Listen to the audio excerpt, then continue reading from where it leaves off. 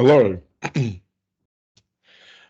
We don't have anybody on the recording at the moment. Just for context, I'm recording this on the Thursday before the Easter weekend. Uh, the invitation went out a little bit late, so I suspect we may not have people join us, but that's okay because I have an interesting topic I want to go through anyway. And as we know, this will be recorded and shared on the YouTube channel. So hopefully there will be some useful resources and info in there for everybody. I think that's come through. So thank you for joining this final in our series of financial fundamentals that we're presenting, these webinars. So one thing I haven't really been very clear about with these is that I've designed them to operate in almost seasons, so in chunks. So the first one was very much just what does a financial planner actually do, really taking it down to a basic level and just trying to expand a little bit on the value that we can add. This one has been all about cash flow and money management basics. So trying to equip you with the knowledge and the techniques and the mechanisms to try to make that journey of managing your own money a little bit easier. Just bring in a little bit of the technique, a little bit of the advantages that can come with that. And my motivation around that was this is something you don't really learn a lot of in general education.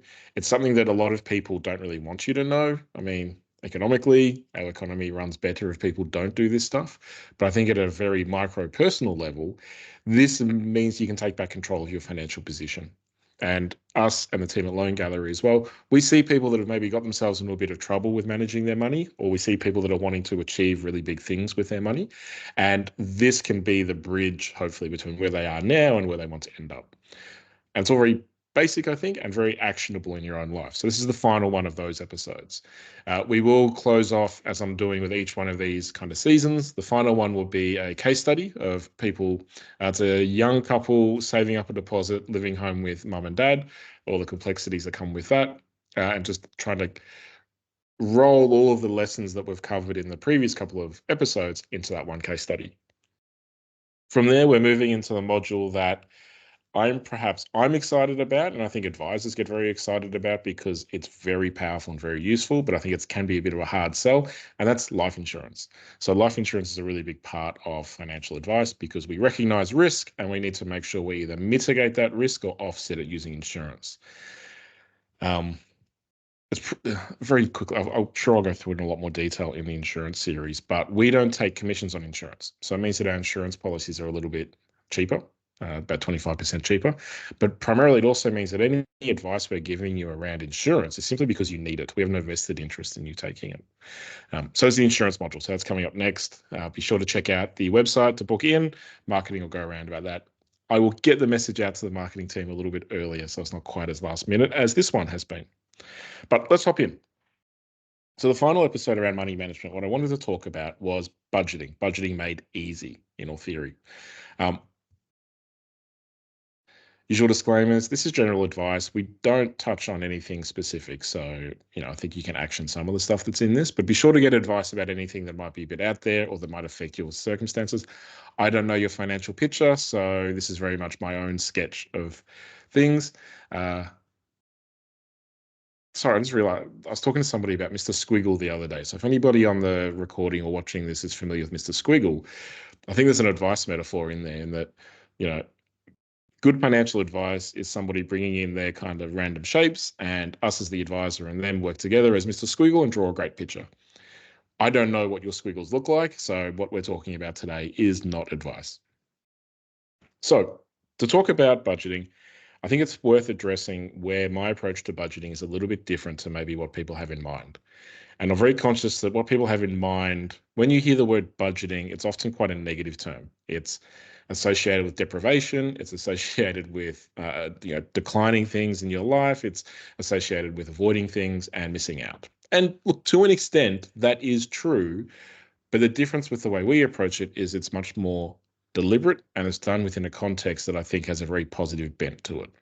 So instead of saying, okay, well, I'm not going to go out tonight because I just can't afford it, I like the budgeting picture, and this may have come through in the previous discussions as well, to be, well, I can't afford it because I've allocated my money intentionally elsewhere.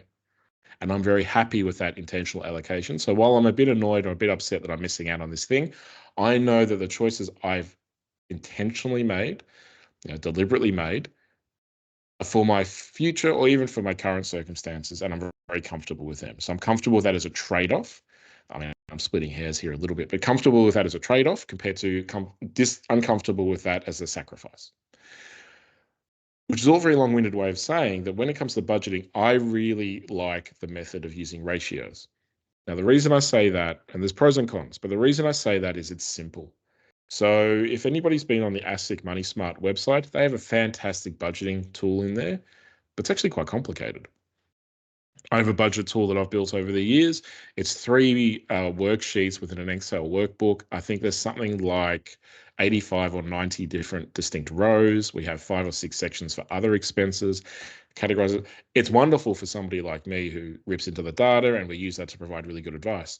But if I was, kind of a consumer, I'm looking at that going, well, that's far too complicated. I can't be bothered. I'll just keep doing what I'm doing because it's kind of working. I'm kind of getting by. The benefit of ratios is that it's really simple. You can do it in your head if you've got any sort of capacity with numbers, and it just makes life a lot simpler. And it tries to reduce those barriers of complexity that can prevent you from making these big steps, which is that point to what people think budgeting is. So what people think budgeting is, okay, here's what I earn. I earn 100 grand. I spend 101. I'm a failure. And therefore, I must fix my budget. Therefore, I must get into my budget. I'm a terrible person. I don't manage money. I'm worse than all my friends. They're all getting ahead. All these negative talk or thoughts and negative self-talk come into play. Counter to that, or sort of related to that, is the idea that budgeting means, well, I have to say no to everything. I have to be boring Billy, just allocating money kind of in the different sections that I think it should be going to. And then I sit at home and I eat baked beans and I drink water and I look at the wall and watch the paint dry. That isn't budgeting. That's probably there is a large part of that responsibility falls with people like me because we talk about budgeting all the time because budgeting is critically important, but we've made it very dry and very technical and very boring and very no, finger wagging kind of stuff. That's not what it is. What budgeting really is simply about being deliberate and intentional. And I keep using those two words because for me, that is one of the big signifiers of financial success and maturity, financial maturity, is taking charge of your own money and making deliberate and intentional decisions. Budgeting is simply applying that framework to the money that flows into your life and flows out of your life. So for some people, budgeting is that idea that, okay, well, I've got to squeeze every dollar out of it. I mean, you can do that. It strikes me as a very miserable way to live, but that's fine. I'm recording this from home, by the way. So I'm home because it's my son's athletics carnival at his school today, and I really want to make sure I'm there for it. And that, to me, the reason I raise that is I'm having quite a lot of conversations lately where there is that tension between financial optimization and perfection and living your life. And I think that's a constant tension that we have in our lives. And I just think I kind of fall on the idea of optimize your life as well as you can while managing your finances. So a bit of background, I guess, there. But so budgeting is not about that. Budgeting is simply, knowing what you've got coming in and knowing where it's going to go out and making an active decision around that. Where I think bad, quote unquote, bad budgeting falls is where you are not being deliberate about where the money goes out. So where you are just sort of sitting there and saying, okay, well, I've got to do like this just flows, like just the status quo, default, not thinking about it. I'm paying a high amount of rent to live in a place that I really like, but I haven't thought about it. I'm paying a loan off a car that I really liked, but I don't really think about it. I'm buying clothes that I can kind of afford, but I don't really think about it. Yada, yada, yada, all the way through. I'm going on holidays with my friends because they're all going. I don't want to miss out. I'm going out for nights out with friends, same reason. All of those things. There is nothing wrong with each one of those elements and one of those line items if it's a deliberate choice made with a full awareness of your overall situation. Where people can get in trouble or where they can go wrong is they're not being intentional about that and they're not thinking about it in that broader picture. So really budgeting is simply allocating. So it's not, I'm saying that I'm very hesitant because there's a lot of guilt that comes with budgeting. There's a lot of like weight hanging on people's shoulders. I'm trying to strip it back and say, no, all it is allocating where your money's going. So there are a few things you need to make that process work and for it to feel comfortable. Firstly, you need motivation and determination about this because yes, there is difficulty about it. That's what makes it worthwhile. That's what makes it rewarding when you look back in 6 months' time and you've cleared one of the credit cards and you're snowballing your way through your debts. It's hard. You need motivation and determination to say no to people. no, I'm not going to go out tonight. I'd rather not drop $200 on a night out. I'll put it in the credit card, or I've allocated that money already. You need that motivation and determination, which means that you also need objectives. Because, like anything, if you're doing it simply out of a desire to do the right thing, or some sort of vague or generic concept decision that you've decided to change your life, like a New Year's resolution, it won't stick. It simply won't. I mean, maybe you'll be the one in 100 people where it does stick and you transform your life having made a decision. But in my experience, you need the motivation and determination to go through the difficulties of achieving really significant things. And that motivation and determination is directly linked to achieving objectives that you've set for yourself. That's what gets you through those times. The biggest thing that I think you need is a system. And there are many, many different systems out there. For the really complicated or complex-minded people, you can use a really detailed spreadsheet. The Loan Gallery guys and us at the Advice Gallery, we have access to open banking systems that will extract the data from your banking, allocate it into percentages, and you can see where your money's going. It's all wonderful stuff. And then you can turn that into the system that you work with. It runs the whole gamut through ratios that we're going to discuss today, fixed and variable costing. There's a method that I really like that we won't go into today, which is the cash envelopes method, which can be really useful. I think that might be a Kiyosaki thing. It's probably the only downside. But you need a system. If you don't have a system, all the motivation and all the objectives in the world aren't going to help you get where you ultimately need to go. So in my opinion, you need all three of these things. So you can have any two of them and you'll kind of be okay. You have one of them, you'll be fine. You might really get anywhere. But if you have all three, you can really harness that into a really productive process. Now, I mentioned there are a few different systems. The first and biggest point I should make is that the system needs to work for you.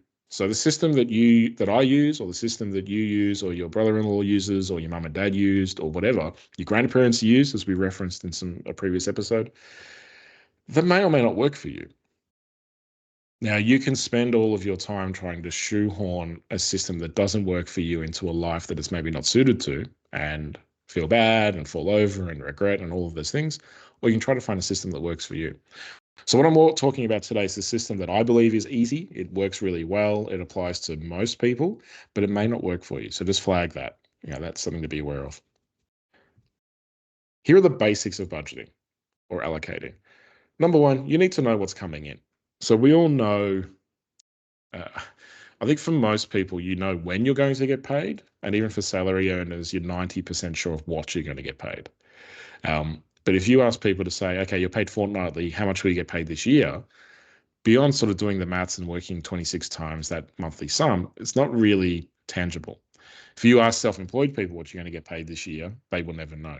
So I think there is some work to be done in really clarifying, knowing what comes in. And when I say work, it's in a notebook. It's on a piece of paper. Write it down. Write down the answers to all of these. Number two is knowing what goes out.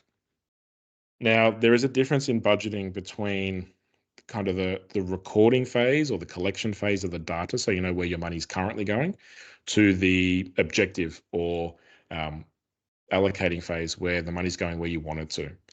Now, where people can be sort of a bit frustrated or a bit disappointed is, okay, I've been spending money in a way that hasn't been very intentional or conscious, and now as of Monday, I'm going to change, and it's all going to get fixed, and it's going to allocate to the way that I'm saying it. It's all going to happen.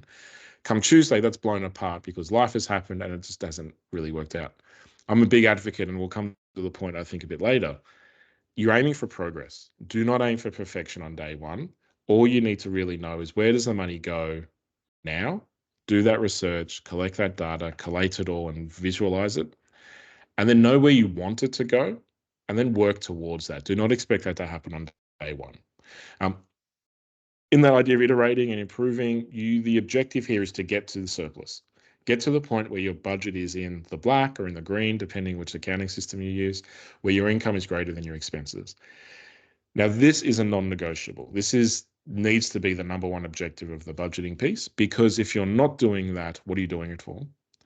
And if you're not doing that and your budget sits in deficit for too long, that is essentially a one-way train track to the edge of a cliff. Like, you cannot do that forever. You can fund it with credit cards and personal loans and debt. You can try to get through a period of time. Maybe insurance kicks in, things like that, if it's sort of not self-inflicted. But ultimately, you need to get to the surplus. And what budgeting or allocating can do is help you get to surplus faster and get to a greater surplus faster. But that needs to be the objective, get to surplus. And then ultimately, it's about using the surplus. And that's where we go back to that buckets method that we've talked about in the past, or sort of Ramsey's 6/7 baby steps. So this is the process that we need to work through, but it needs to be, again, deliberate and intentional. So here's the system I use. This is one we've developed over the years, very heavily copied from the ratios that you'll find online. If you type in savings ratios, money management, or budgeting, this will come out. In the past, I've used different ratios, and I'll talk to that in a little bit. But for me, it's really about getting your income that's coming in. Let me pause there. This system is based on affordability. So here are the ratios based on your income of how much money you should be spending in each area. And to return to that point of progress, not perfection, you will find that your ratios are out. And you might sort of beat yourself up about it. You might feel bad, or you might lie to yourself about it, but whatever. That's a good thing. The fact that you can recognize that and you've got the information at hand and you can make an intentional, contextual, deliberate decision is a wonderful thing and puts you ahead of the curve. To be completely honest with you, very few people manage their money properly, in my experience. Being able to do this puts you in that kind of top tier of money management. But so you divide your income into categories. I don't know if it comes through on the recording, but my face is in the way of that word. So number one is needs. So the first category that people need to take care of are their financial, personal, and lifestyle needs. Moving my face around. Now, needs are, as they sound, the essentials you need to pay for life. So this is nothing fun in particular. This is that baseline. I exist as a person, therefore I must incur these costs to live. And that will be slightly different for everybody. But broadly, we're talking about housing, we're talking about groceries or food and drink, utilities, debt repayments, transport costs, and medical costs. So these are the things that from January the 1st to December the 31st, you would simply incur these costs as a function of existing. So they're pretty big ones. Housing could be rent, it could be mortgage repayments, it could be maintenance on the house, it could be any kind of shelter, basically. Groceries are, as they sound, the food and drink that you need to buy to live. Now, where this becomes interesting is there is a lot of crossover here with the next category, which is wants. So if you think of groceries, for instance, or if you're like my family, 2 bags of groceries that cost you $200, there will be items in there that you absolutely need to have. So, we need to have toothpaste, we need to have bread, we need to have milk. Then there's some things that you don't need to have. So do we need to have that really, I don't know, nice sriracha, I could have picked an easier word, sauce? Do we need to have that bloody truffle oil, that we thought we'd try and we never did? And alcohol may fall in that category as well. So there's just that awareness. And again, we're trying to push down, be really clear on your decisions. Now, the last thing that I think we need to do when we're talking about budgeting is say that, oh, you shouldn't buy those things that you'd like. You should only allocate your money towards your needs and your future worries and all the wants. You're being frivolous and silly if you're buying yourself a nice pair of shoes or a good bottle of wine or buying a holiday. That's not the case. But what we are trying to say is that here's the percentage you should allocate towards your needs. And if you can save money in that bracket, wonderful. But if not, if you're over that bracket, then that needs to come out of your other brackets. So I'll show you what I mean in a sec. Then we talk about wants. And it is amazing what comes up when you type things into stock photos. I like cars. I'm not a huge car guy. I believe this might be a Lamborghini. Cool. Great. But what a want is it's the non-essentials that make life enjoyable. So there's some examples here that come to mind. Again, this keeps needing to be moved. Food and drink is a really common one. And I think we're in this middle of this cost of living crisis that I keep hearing about. I don't know. I'm not saying that it's not getting hard to live out there, but crisis just seems like a very extravagant term to use for things getting dearer. But food and drink. So going out for dinner. So coming up to the Easter weekend, we have some friends coming down. We will go out for dinner. one night of the week. That'll cost X. We don't need to do that. We could sit at home and I could slap up some gruel on the stove and we could eat that. But no, we want to, and we have budgeted for it, and it'll be a very nice, enjoyable part of our weekend, and it contributes to our life. Takeaway is the same bracket. I think, we have 2 young kids. We have takeaway once-ish a week, because frankly, by the end of the day, we just cannot be bothered cooking a meal. That's the reality. That's a want, though. If we didn't have the discretionary money to do that, we wouldn't do it. Streaming and pay TV, arguably free-to-air is such garbage that maybe that's a need. But I mean, ultimately, there's no survival-based need for us to sit in front of a TV. Home services. So if you have somebody come out and mow your lawn or clean your pool or do the washing or clean the bathroom every fortnight, that is a want. That is an optional discretionary expense. And I think I'm really trying to drive home the fact here that this is not a judgment. I think having people, if you can afford it, having people come in to do those services to free you up to do other things is a wonderful way to spend your money if you can afford it. So it's not a judgment, but it's just saying this is a want. You do not need to have somebody come in and mow your lawn. You could let it grow long, or you could cut it yourself if you could find the time. Education is an interesting one, and somewhere where I've got into a bit of grief in the past. Essentially, is private education a need or a want? My belief is that it's a want. Other people believe that it's a need. And frankly, we are all right and all wrong. It's whatever suits you and your family. But again, just to be that broken record, are you making that decision intentionally? Are you making it with a full and frank awareness of your financial situation? And are you making it with a full and frank awareness of your financial future? If you're doing all that, cool, go for it. I mean, I think I've mentioned in episodes before, I live in Ballarat. Private school is a huge thing here. Gifts. You always see these money-saving tips online, and it's like, oh, make homemade gifts, keep all your old soap scraps, all this sort of stuff. And I get it, but it's hard to tell an 8-year-old kid that you're going to give them a handmade bunch of flowers rather than buy them a present. I get it, but still, you do not need to buy a gift in order to function and survive as a human in the modern day. And I think the reason I put that in there is there's a default thinking that we all have with things. And I'm trying to get people to question that default thinking. So this is a common topic of discussion with my wife and I, oh, we need to buy that gift. No, we don't need to buy it. You want to buy it because you really like that person, or you want to give them something of value, or you feel socially pressured to do it. That's cool, but let's at least use the right terminology. It's a good conversation. It goes well. But you don't need to do it. Clothes, look, you need to buy some clothes. Do you need to have a walk-in wardrobe stuffed to the gills and overflowing with clothes? No. For people that are interested, I don't stick to this, but I quite like the idea. Have a look at capsule wardrobes online. Apparently, I can't believe it's an average woman or an average man can get by with like 36 or 40 items in their wardrobe.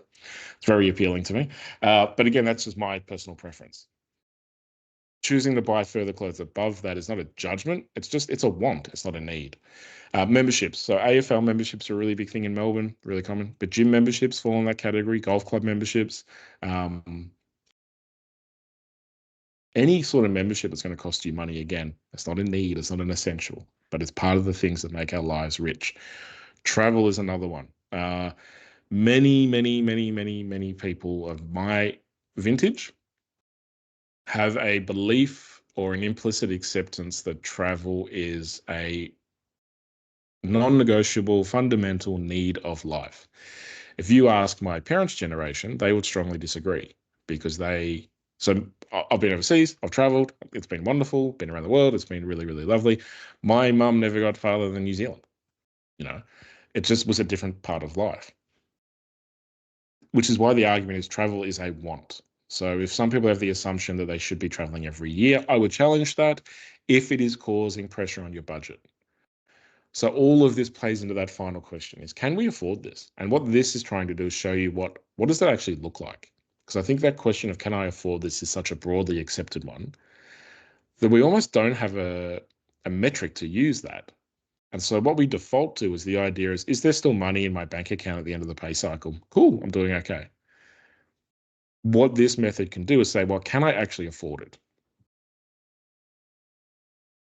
And then we talk about worries. So this is, sometimes they call it kind of financial future or savings or something like that. I just like the etymology really of needs, wants, and worries. These are expenses and savings that are providing for an uncertain future. So, we don't know what the future's going to have. So we put money aside for the rainy day or even also for the sunny day. There's a distinction we'll go through there. So what we're talking about are, I'm 39 and I still don't feel like I'm adulting, basically. So I think it's a mental thing. But worries expenses are kind of all those adulting expenses. So you're paying for all your insurances, and by God, there's a lot of insurances in our life. So we have home, we have contents, we have car, we have roadside assistance, we have income protection, life insurance. There's another one, health insurance, ambulance insurance. Like, they're all costs. I would rather not pay them, to be completely honest with you, but I'm worried about the uncertain future, so I pay for them. Investments are putting money aside. Superannuation's the same. For a future we don't know how it's going to look, but we know that having a buffer of money behind us will make us more powerful and more in control of our reactions to that future. So we're saving here, really, we're putting money aside for rainy days and sunny days. So rainy day savings for me are building up your buffer to your zero. So in the Ramsey steps, that's getting to $1,000. And then in the buckets, it's getting you up to, I think it was 6 months of living expenses. That's rainy day. I break my leg and can't work for 3 months. My mother-in-law gets really, really sick and we need to take time off as a family to look after them, or my kids get sick or something like that. Rainy day, awful stuff, crash the car on the day that the washing machine melts down and the fridge blows up and the dishwasher carks itself. Rainy day. So I'm having that money put aside. But also we're saving for sunny days. So superannuation is a really good example of that. We're saving for the days that we're aspiring to. We're saving for those days we're looking forward to, where we get to retire, or we get to take 6 weeks holiday, or we get to, upgrade our house. Those things, like, they're really positive things. So we drop them into the worries bucket, but really you're just saving for an uncertain future, and some of that uncertainty can be positive. So they're the categories: needs, wants, and worries. And now I'm going to talk about the ratios that we set for people when we work with them. Needs, in my opinion, most of the research shows, and depending on your income, which is a really important proviso here, your needs should not be more than 50% of your household net income. Wants should sit at 30%, which leaves obviously worries at 20%. So 20%, if you think back to some of the savings modules we've done, it kind of is that baseline savings rate. Like, really, everybody should be aspiring to be able to save at 20% of their income. Now, a big flag or a big disclaimer on this: I'm very, very, very, very conscious of the fact that the cost of living in Australia kind of has a flaw. Like, it's got a really hard flaw. There is an amount of money that every single person in Australia needs simply to live. Now, depending on your thoughts on that, for some people, that's the $28,000 age pension. For other people, it's the $75,000 ASFA rate. Somewhere in between is this hard floor below which dropping below that point will make your life demonstrably and irreversibly more difficult. So I kind of grew up in fairly lower working class circumstances, and I can tell you right now that living below that bare minimum makes life very, very difficult. Now, the reason I'm saying that is that number, make it X. Let's make it $40,000. If your income in that circumstance is the primary determinant of the percentage ratios. To simplify that, it's easy to allocate 50% or less of your income when your income is high enough that you've got control over where it goes. When your income is just enough to get by, this is all irrelevant. Basically, you're sacrificing your wants simply to meet your needs. And I'm also very conscious that the cost of housing in particular has gone up. Interest rates have gone up, I think, 5 times in 2023. Things are getting a bit difficult. So this is very much the perfect template for the perfect situation. But if your income is sort of less than the point that it needs to be for only 50% of it to cover those baseline needs, completely understand, makes it a bit more difficult. That's a different conversation. So I'm not blind to the kind of privilege that's embedded in this analysis. So what I wanted to close off with here, now that we'll cover that, and that's kind of it, like on the ratios. Like it is 50, 30, 20. And so what that means is that they're kind of your buckets of affordability, or I've used buckets already, cans of affordability, which is basically this, okay, well, I'm earning X. If I divide that 50, 30, 20, then 50% of X is what I need all of my needs to include, to cover.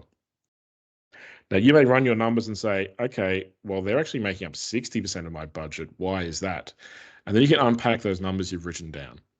Now, frequently, it's because housing's really dear. So I think there's a stat that housing is often like 40% of the household income. There's affordability measures and things like that. If that's the case, that leaves you 10% of your household income to cover utilities, groceries, transport costs, medical costs, all those things. That's just not doable. So you may find that your current budget is well and truly outside the bounds of the ratios you're putting together. Now, the question then becomes, what do you do about it? And this is where I think it becomes quite difficult. And this is where advice can be quite useful. I think for some people, they need a bit of a reality check. If you've sort of tortured the numbers to the point that, you've stripped out all extraneous expenses, you've drilled your wants down to like 20%, you're not putting a stack of money into investment savings or insurances, and you're still sitting at over 60% of needs, my first port of call would be to look at what in these needs has to change. And it's kind of hard, particularly in Melbourne, because it's a really difficult discussion. But are you living in an area you just can't afford to live in? Do you have debts that you simply can't afford to keep servicing? We have somebody at the moment who they want to retire early. And the question is going to be, do they sell they have an investment property. So do they sell that? Because the money that they are putting towards that loan, because it's negatively geared, could that be better served elsewhere? And that's a really difficult decision for a lot of people. Now, I don't think many property investors want sympathy, but I'm just trying to flag that the purpose of this exercise is to get you to surplus. And sometimes to get to surplus is going to require you to make some hard decisions. So 50, 30, 20 is the ratio. So what I wanted to close off with is just a breakdown of what that looks like at different salary levels. So this person has an $80,000 salary. Net after tax is $62,500. So that means that $31,227 is enough to cover their needs. And I'm just going to calculate what that is on a monthly basis. $2,602 to cover needs. So then you're looking at that in terms of, rent. Just that alone would cover $600 per week of rent. But that's it. No utilities, no transport costs, no medical bills. So realistically, that's going to really push down maybe the level of rent you can afford or the house you can live in. Now, the question then is, what do you do about it? You need to make some choices and decisions. So one thing that's often used quite glibly, but it is a serious measure that can be done, is to increase your income. Now, if you go to TikTok or Instagram, they're talking about side hustles and things like that. That can really work. If that's going to help you get out of that bracket, that can work. But asking for promotions at work, that can be quite a talent. That can be quite difficult. But if you can do these things and get from 80 grand to 90 grand, all of a sudden they're walking away with 68,000. Like, it just changes things. But that's what this would look like, 50, 30, 20 for somebody on an $80,000 salary. And like I say, 62, I reckon for the average family of four would go pretty close to being the baseline. Next salary we'll look at, $120,000. So again, this is assuming you're paying the full whack of tax, right? If your household is two $60,000 incomes, the numbers are a little bit different. But somebody on their own earning 120 grand, their after-tax income is about $88,000, which gives them $44,000 towards living expenses like needs, which is about $3,800 a month. The average mortgage, I reckon, would be over $4,000. So you can see now why, when we're talking about cost of living crisis, what often I think that means is people are rejigging their ratios to maintain what's important to them, which is kind of the whole purpose. But what that can mean is maybe they're living in a house they can't afford. Maybe they're driving a car they can't afford. Maybe they're doing things that they can't afford. So where are they compromising? Are they pinching 10% out of worries and shoveling that back up to needs to get by? Or possibly one of the long-term most damaging choices is, are they pumping up their wants? Are they moving money out of worries or needs to service the want side of things? Now, again, you can do what you want, but that has long-term consequences. And again, if you're not being deliberate and intentional within the context of your financial position, that can make that very difficult. 150, this person's paying 43 grand a year in tax, which is going to make some people's jaws drop, but not unusual. But again, there'll be other measures in place. All of a sudden now they're living on a bit over $50,000 towards needs, $32,000 for wants. So that's, going out, takeaway, travel, clothes, streaming, video games, stuff like that. 32 grand. Not a huge amount of money per month when you think about it. Particularly, I think I've referenced this as well. Just keep repeating myself. Pints are about $16 now. That's going to chew that up pretty quickly. But just living is expensive, right? The thing that I would say, though, at this level is I'm always a bit cautious or a little bit kind of taken aback when I see that the worries portion is not at 20%. I would argue at this level of salary, you're meeting that baseline level of expenditure for life. You should be incorporating a good portion of wants, but there should still be enough left over to, I reckon, hit that 20% mark for your worries. And that should be then being diverted towards things like insurances, superannuation, and investments and savings. When that worries point is well below 10% on people that are on six-figure salaries, that's normally our first priority, is how do we try to juice that up a little bit? Because that's going to save you for those rainy days, because that's always our concern. $200,000 salary, $137,000 take home. Now we're up around $70,000 a year of needs. This is where we start getting into, I think, more affordable, higher mortgages. Just doing the quick sums on that per month. That's $5,700 per month of needs expenses. So, if your average mortgage is about $4K, and you've got $2,500 to go towards groceries, utilities, and things like that, I think you can make that work, but it's going to be a bit more difficult. But $200,000 salary, $137,000 household income, that's how we would look to allocate it. Now, I should say that in our calculator, that if you want to have a look at the calculator, just send me an email and I'll send it out to you. But in that calculator, we break it down by subcategories as well. So we have, it's essentially a big list of expenses, frequency, allocation, and that then spits into needs, wants, and worries. And then beneath that, we can tell you, here's the percentage you're spending on housing, utilities, things like that. I think it's out there. I haven't come across it yet. And it's something we always meant to build, but we're just going to get the data. I would really love to have then benchmark percentages for the different things. So housing, you're spending 43% of your money on housing, but our benchmark says it should be 32%. Let's work on getting that back down. That's when we really start looking at financial advice at a personal level. But generally, what I would say, to keep budgeting easy, make it really simple. Stick to the 50-30-20 needs, wants, worries ratio. So the process that I would recommend you do, again, do the work to work out exactly how much you have coming in. Do the work to work out exactly how much you have going out and where it's going. Categorize those expenses. So, for a lot of people, they write it down in a notebook for the dollar figure, and then is this a need, a want, or a worry? You can do it in a spreadsheet, works really well. And then work out what your ratios currently are. And I would tip, for most people, it's normally about 55-45. So there's not a lot going to wants or to worries. So have a think about that. Have a think about how that feels. And is that in service of your bigger financial goals and objectives? If it is, keep living life, keep doing what you're doing. But if it's not, and you want to make changes, the first port of call I would suggest is, how can we reduce our wants to increase our worries allocation? And then how can we work towards this 50-30-20? That's where things get a bit difficult. I mean, housing's a big one. Housing's one that really pops to mind, because in Melbourne in particular, to save money on housing, you move farther out.